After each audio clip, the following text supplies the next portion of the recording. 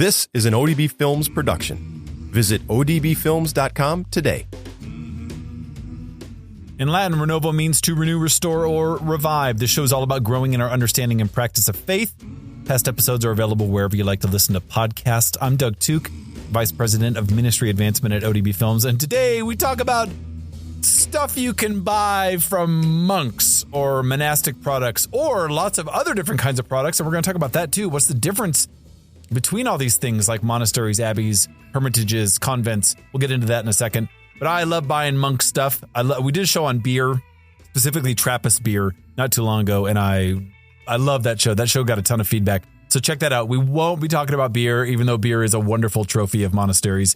We will be digging into other things, but also giving you a lesson on what the difference between these different kinds of places are, and hopefully realizing contemplation and commerce have existed side by side since the beginning of monasticism. It's an awesome thing. So going back to the 6th century rule of St. Benedict, who's really considered the founding, that document, I should say, is considered the founding document of Western monasticism. Here's what he says. He says, idleness is the enemy of the soul. Therefore, the brothers must be busy with manual labor at specified times and also with divine reading at specified hours, for they are really monks when they live by the labor of their hands, and as our fathers and the apostles did. And then, the fact that he calls them really monks, which is kind of funny. But under the Benedictine order are incredible women of the church. They live in communities under that same order by the 7th century. And tons of hard work and labor and giftedness has come from women religious as well. Now, the first beneficiaries of the labor from the monks was the monks and the nuns themselves, because once monasticism kind of shifted from being really a solitary affair to a much more communal one, there was more crops to tend, more meals to be made, and et cetera, et cetera. And we're going to get into that. But first, we've got to establish some vocabulary. So what's the difference between an abbey, a convent, a monastery, and a hermitage? Now, bear with me, because this is important. Plus, it's kind of an add-on theme to this particular podcast. An abbey comes from the Latin abbatia, which comes from the Syriac abba, or father, and it's a Christian gathering space. Specifically, it is a monastery or a convent. An abbey is a monastery, just so you know, under the government of an abbot or abbess who serves as the spiritual father or mother of the community. Now, according to the Catholic Encyclopedia, an abbey is a monastery canonically erected and autonomous with a community of not fewer than 12 religious monks under the government of an abbot, nuns under that of an abbess. So as like an autonomous priory is ruled by a superior who has the title of prior instead of an abbot. But the distinction was really kind of unknown in the first centuries of monastic history.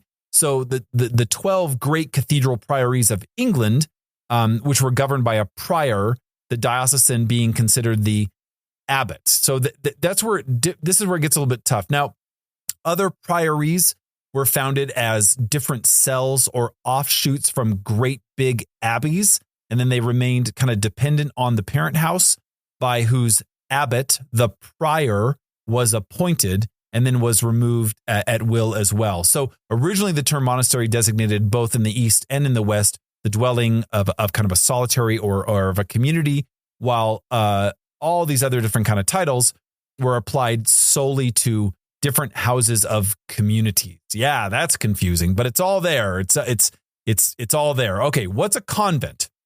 A convent comes from the Latin conventus, originally signifying an assembly of Roman citizens, now you know, but it's now considered either a community of priests, religious brothers, religious sisters, or nuns, or the building used by the community, particularly in the Roman Catholic Church and in the Anglican Communion.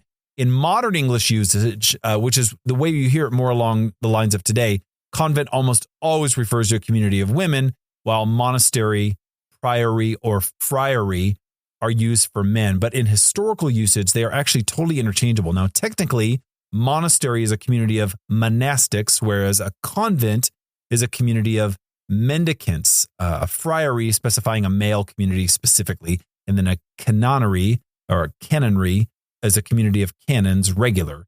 The terms abbey and priory can also be applied to both monasteries and canoneries, and they actually distinguish those headed by an abbot from a lesser dependent house headed by a prior, right? So remember what we talked about with those two. So the word convent has two distinct technical meanings. a religious community of either sex when spoken of in sort of its corporate capacity, like we talked about before. But the word was first used in this sense when a hermit type life started to exist, and then it was combined with other types of communal gatherings. So the hermits of the eastern part of the world, living in separate cells, they grouped around that of their common superior. And when they were spoken of collectively, they were called conventus or convent. That's where it came from. So in Western monasticism, the technical phrase abbas et conventus signifies to this day the entire community of a monastic establishment. So the buildings in which resides a community of either sex. And in this sense, the word really kind of denotes more properly the home of a strictly monastic order. It's not correctly used to designate the home of what is called a congregation. I know it's a lot, but it has deep-seated historical roots, which is kind of cool. Okay, monastery. Monastery denotes the building or complex of buildings that houses a room reserved for prayer or an oratory, as well as the domestic quarters and the workplaces of monastics, whether monks or nuns, and whether living in community or alone. Hermits, we'll talk about them in a minute. So the earliest use of the term monasterion is by the 1st century AD Jewish philosopher Philo, right? Goes way back. So monasteries are very, like they vary in size. There's a small dwelling accommodating only a single hermit, or in the case of big communities, anything from a single building holding senior one or two, or these vast complexes and estates holding tens or hundreds. So in England, the usage of the term monastery is generally used to denote the buildings of a community of monks. And this is true in the States too, while convent tends to be used for the buildings accommodating female monastic nuns. Don't forget there's a gender difference there. So lots of different religions use these terms in different kinds of ways, but that's the gist of them. Okay. So what's a hermitage? A hermitage is a place where a hermit lives in seclusion from the world. So the term is also used to mean a settlement where a person or a group of people live religiously in seclusion. So hermitages are genuinely not social places. There's no tourist element. There's not a lot of coming and going. So in the Christian tradition, that life, the hermitic life, the eremitic life, as it's called, is an early form of monastic living that preceded the monastic life much later on. The Rule of St. Benedict lists hermits among 4 kinds of monks. And in addition to hermits that are members of religious orders, modern Roman Catholic law, Canon 603, says all consecrated hermits under the direction of the diocesan bishop are members of the consecrated life. We actually have some hermits that live in the Diocese of Helena, which is kind of awesome, that have been consecrated and welcomed into that community. So in Western Christian tradition, a hermitage is a type of monastery. Typically, it has a room or at least a dedicated space for religious devotion and really basic sleeping and living quarters, really suited for the ascetic way of life, however the inhabitant lives. Depending on the work of the hermit, some things like a studio, a workshop, or a chapel can be attached to it. But traditionally, hermitages have been located in like caves and huts, often in the desert or the woods, sometimes connected to monasteries. The great Cistercian monk Thomas Merton lived in a hermitage at the Gethsemane Monastery, just to give you kind of a modern understanding of what that is. Okay, back to monastic products. I'm glad we covered that because there's a lot there. Just know that they're different, even though we use a lot of the terms interchangeably. That's okay. If I lost you, I apologize. Let's get into the fun stuff. Okay, so among the regional products from medieval times, a lot of them originated from the monasteries that were just all over Europe. I mean, monasteries just invaded Europe between the 9th to 15th centuries. There were almost 1,000 monasteries in medieval France, of which 251 were Cistercian abbeys and 412 were Benedictine abbeys, along with over 700 monasteries in England. It was a big deal. And these houses consisted of between 20 and up to 400 monks. Cluny, the famous Cluny Monastery in its heyday, over 400 monks. But the intellectual, the economic influence of the monasteries was not proportionate to their number. So the monasteries were indeed a center of stability and tons of technical innovation, but monks and nuns were seen as intellectual elite They could read and write, which was super uncommon in medieval Europe. So it was a highly skilled labor force available to the monasteries as development of products started to begin. And they also had the helps of lots of brothers and nuns and peasants and paid craftsmen. But you have to understand that monasteries at the time, in the medieval times, really were the center of high education, where books were written and rewritten and copied by hand and so on and so forth. So even though time reserved for prayer was super important for all the kinds of religious reasons, obviously, the production of the monastery was often more efficient, and it was also more economically viable than the work of other artisans and peasants in the secular world. So monasteries got reputations really quick for high quality craftsmanship, right? Because they had the brains, they had the ability to engineer and construct. This is why beer came from monasteries. It took some chemistry to figure it all out. Okay, this is why monasteries were often rich also in their heyday in the 12th century. It's totally true that they carried a lot of burdens also. I mean, the monasteries were doing all kinds of things. First of all, they have to maintain themselves, the monks themselves, the lay brothers, the sisters, patient care or education, aiding the poor, welcoming pilgrims, caring for the sick in hospitals. A monastery was required to feed all the people in the institution. And as donations were never enough, the monasteries started to cultivate plants, raise livestock, and generate surpluses that could be sold to others to complement their coffers so that they could keep their doors open. This is still totally true today. Over time, the monasteries developed these specific products, which became really well known. And all these kind of foodstuffs and everything else became basically like the regional products that a lot of times we know today about Belgian beer and certain kinds of French wines and so on and so forth. So some of these products are still made by monasteries, but the majority of them are now manufactured by companies actually unrelated to the monks that use their name, but some are still in full effect. And here's some examples of monastery products that you could go buy today. So the monks of New Melleray Abbey came to Iowa from Ireland in 1849 to escape the potato famine, like a lot of Irish. And to support themselves, they began selling caskets wholesale to families in the area. Since 1999, their products are made from native wood crafted with skill and prayer is their sale line. So they sell coffins. The Benedictine monks of St. Joseph Abbey in southern Louisiana also sell caskets, but they ran into some trouble with the state board. It's illegal in Louisiana to sell any kind of funeral merchandise unless you're a licensed funeral director. And after 5 years of battling in court, the monks finally won the right to sell their products in 2013. So St. Joseph Abbey in southern Louisiana and New Melleray Abbey in Iowa, you can get a coffin made by monks. And that's a work of mercy. What a beautiful way to care for the dead. I think that's kind of gorgeous. All right. What about dog training?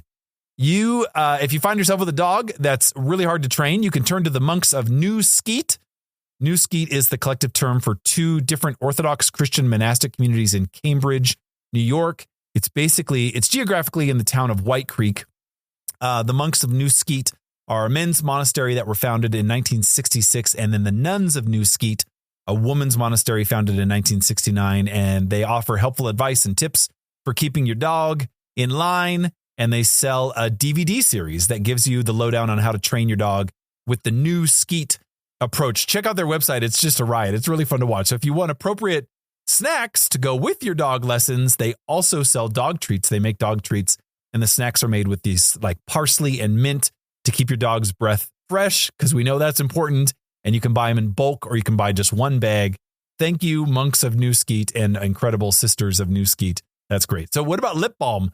The Benedictine monks of St. Augustine's Abbey in Great Britain sell hand creams and lip balms made with organic beeswax and other natural ingredients. They actually keep the bees and make the beeswax, which is amazing. And these monks developed the recipes, and then they blended the ingredients themselves over a long period of time. So these guys have been doing this for a really long time. Pretty cool. Something to explore. How about snow downhill skiing lessons? Yes, darn it. The Cistercian monks near the Alps take advantage of their surroundings by training young athletes on the slopes. So after settling in the area after World War II, they set up a skiing boarding school known as Skig Gymnasium Stams. Yeah, check that out. And it's super, it's really successful. A lot of Austria's skiing champions actually went there. They learned from the monks. How amazing is that? If you are discerning being a monk and you love skiing, check out Ski Gymnasium Stams. That's amazing. You got to check that out. What about cologne? You got to smell good, right? If you want to smell like the Pope, now is your chance, right? So the monks of the community of St. Benedict, they sell a whole slew of gifts and kind of knickknacks and things like that, including bath salts and fragrances. But you can definitely buy their namesake, which is cologne, made from the recovered recipe of Pope Pius IX, who held the papacy from 1846 until his death in 1878. How great is that? So the monks, they tried to recreate the formula by using the same ingredients and then following the same super complex recipe. And it's actually, it's rare that you can call your cologne historic, but this one totally fits the bill. So check that out. The monks of the community of St. Benedict cologne. Look it up.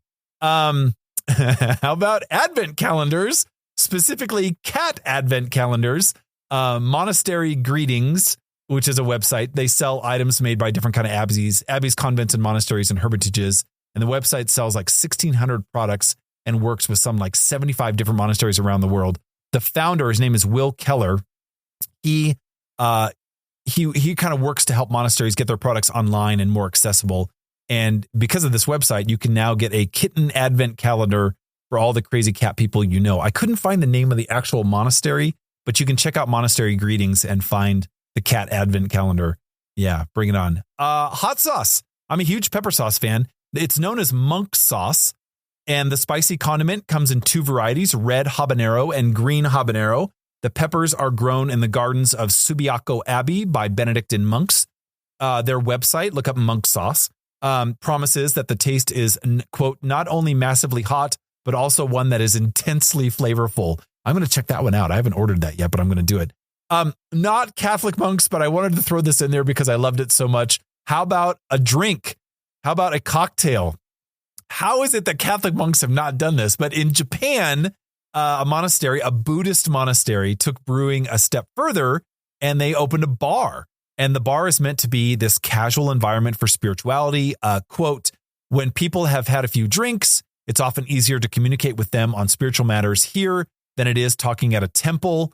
One of the Buddhist priests said in an interview with CNN, which I think is great. So the bar hosts all kinds of events for visitors to come and discuss Buddhism. This is amazing. Now, in Ireland or in older parts of Ireland, many Catholic parishes, their basement is a full-on pub because that is the common living room. A lot of the labor housing did not have very big living rooms. And so the communal area was a pub. Also true of some Knights of Columbus halls today. But my gosh, I'm surprised there's not monastery cocktails. Or if there are, I don't know about them. Find them, email it to me. We'll add it to the show. Number 10, which you would think would be an Eastern thing, but it's not. It's bonsai trees.